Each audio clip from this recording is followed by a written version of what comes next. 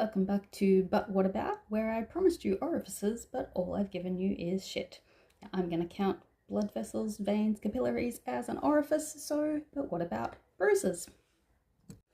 I've got this pretty impressive bruise right now. Sitting is very uncomfortable.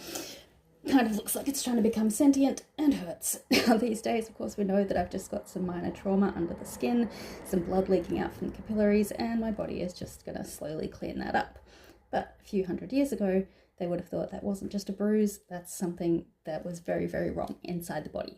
In ancient and medieval medicine, what we call the humoral theory, your body was thought to be controlled by 4 fluids or humours. It's blood, phlegm, yellow bile, and black bile. These ideas came from Hippocrates, were expanded by Galen, and for well over 1,000 years, this was the way that doctors understood the human body.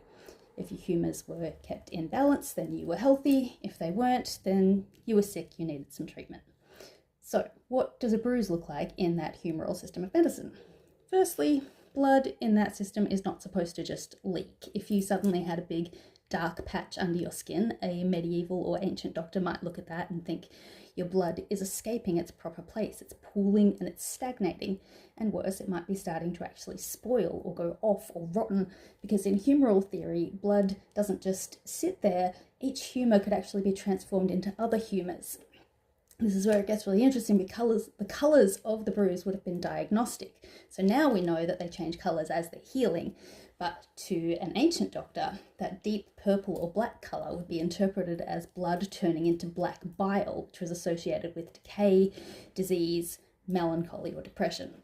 And then as it fades into those green and yellowy sort of colours that you get towards the end, that might suggest yellow bile, another humour entirely. So instead of thinking your body's just breaking down the hemoglobin, they're thinking your blood is changing into something else and not in a good way.